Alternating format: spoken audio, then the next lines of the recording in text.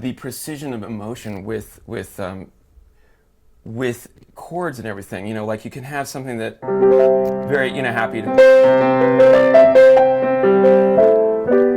right?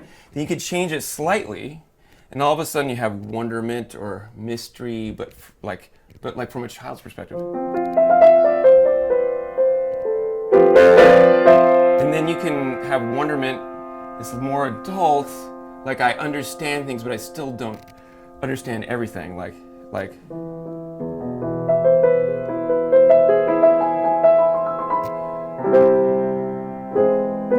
It's a little bit more.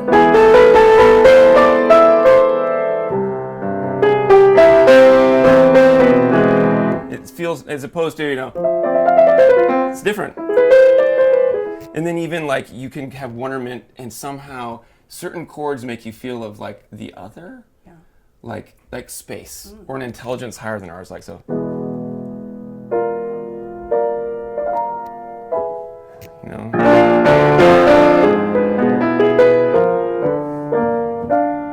It's slightly different.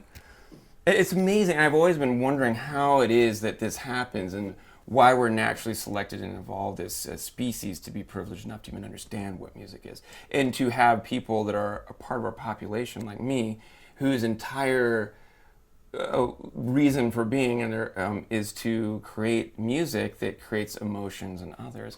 And so far as you can feel like, okay, Frère Jacques.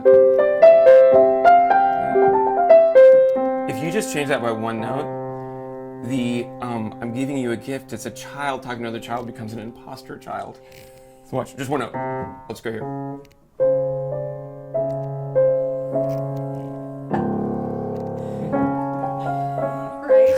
Right. Oh boy! So you're like, oh, that's an imposter, right? So you want to go, and then even you can go to like just a slight difference. It sounds like gospel.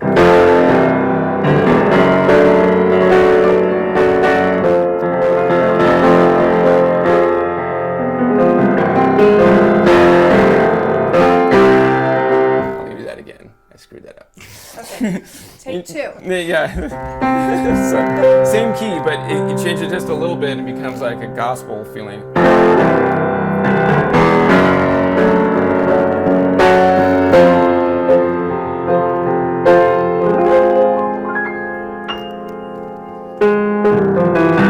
little bit more, then it becomes blues. I'm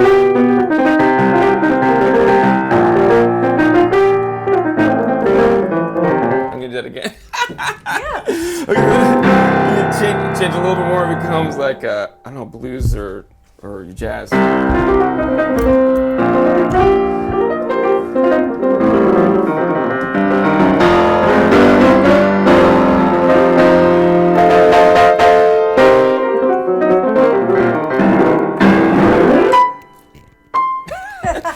love it. So I find that a lot of the classical, or even like, you don't need to stay within those margins, and we're doing something like Awakening.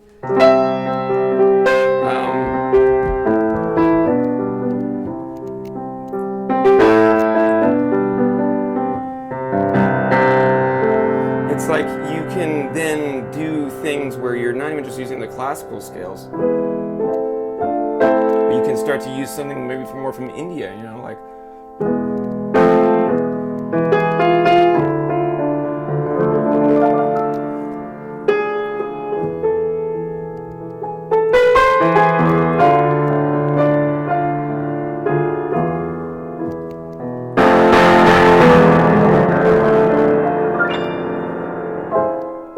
And you mix that in, and then with hip hop and some rock and electronic, and all of a sudden you realize, oh, it's just music.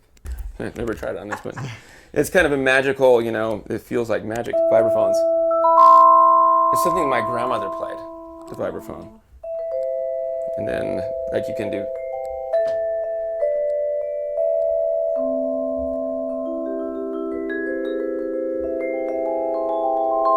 You know, and even, like I was saying, I like going into Moroccan and Indian music. You can.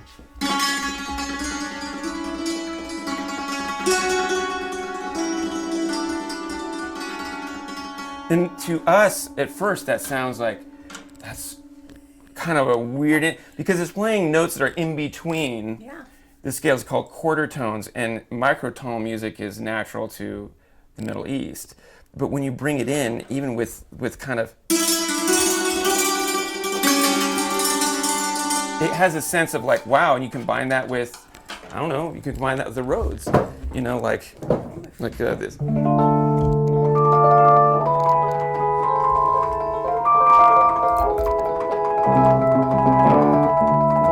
Which is usually it's used for, yeah. So you know, you just kind of move around.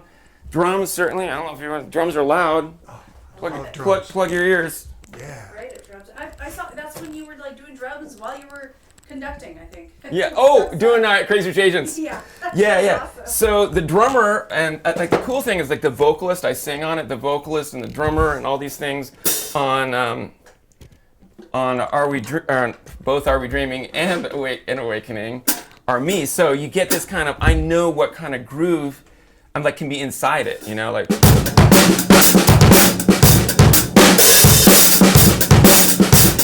No, it's kind of got that. If I'm writing the music, I know I can, you know, what tempo can I do?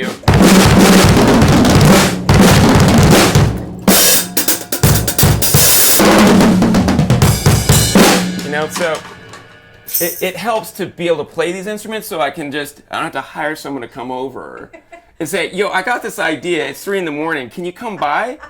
So the cello, the harp, here's the, I don't remember the name of it. There's a bouzouki from Greece. It's from Russia. Gosh. What was the one you lit on fire? Oh gosh. was Well, the it's. cello? I can't show you that No, anymore. yeah, you don't. But yeah. Did you really get the hurt cello. doing it? It was hot. He burned it was it. Yeah, say what happened. So- Scott so doesn't know the story. I was doing a movie called Those Who Wish Me Dead. It's all about fire, a huge fire that happened in the middle of the United States. It was based on a huge, massive fire. And so I thought I would record a cello as it, and bow it during its last moments, where it's kind of melting the strings, and it's kind of, they're doing these portamentos because the strings are getting hot, and dang. So I was like, lighter fluid. For one thing, I felt bad, just because it's like, you know, Killing guys. yeah. It's like, art. yeah, we even took like part of it and put a brass thing around, like the, you know, this cello died for a good cause. We hope, you know. It was like all these things. It felt strange, but it was cool. We did get some really interesting sounds, and it became part of this really classical, interesting avant-garde score that had this emotion to it that is kind of intangible because. You're probably only going to do that once. And now that people have seen I've done that, they're probably not going to try it because they saw how dangerous it was. You know?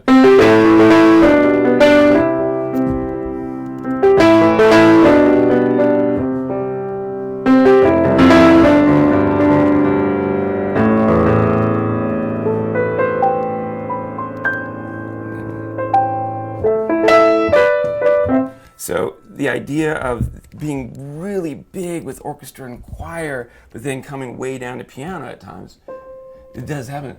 There's a moment where the theater goes quiet and you hear me breathing. Because it's just me on this piano. Everything else, there's no dialogue, you know.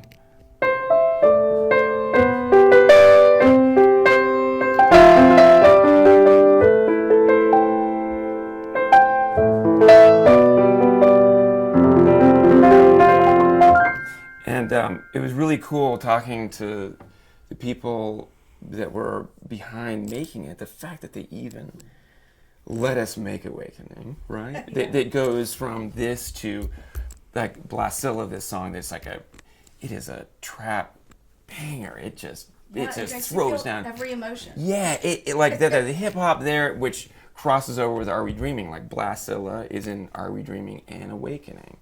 And Isotope is in Are We Dreaming and Awakening. And the fact that you have this really cool synergy between shows, and the fact that they even found me to do it was through Are We Dreaming, and this Are We Dreaming is not even out yet. It's amazing the open-mindedness to see what it's like, and even the CEO, Craig Billings, over there at Win is so great. He thinks outside the box in the sense like we do not have to play to the middle. Whereas often you would say, oh, we're going to do a show in Vegas. It's going to make sure that no one is offended. It's not going to do anything. And you end up then painting this painting and it's all beige. And I find that can happen a lot where you're, as an artist or anything, you're working from a perspective of playing defense. You're not thinking about what do you want it to be. You're worried about what it won't be. What we don't want is something that's too this. We don't want it too edgy. We don't want it too emotional. We don't want it too scary. We don't want it to. And then like, what do you want? It's diluted. Yeah. Then it is about nothing. It's just Yes. about the absence of something else. And so the fact that we wanted something beautiful, emotional, edgy. It has. It's challenging and cool and mind-blowing and it's a spectacle. All those things was like right up my alley. And when they came to me and asked me about, are you interested in doing this? So, well, what's it about? And I'm like, well, it's about existence and who we are. Checkbox. It's a musical. It's really music-driven. It's music through the whole thing. And we want one person to do all of it. Checkbox. And we're using illusions. I grew up doing magic, checkbox. And the majority of it is choreography, dancing, including ballet to hip-hop dancing. Where do I sign up? Please. That's so Yeah, so, and then 2.5 years later, it's opened. Well, I know how old I was when I first picked up an instrument, but I don't remember it because I was too young. Really? I mean, I was 3.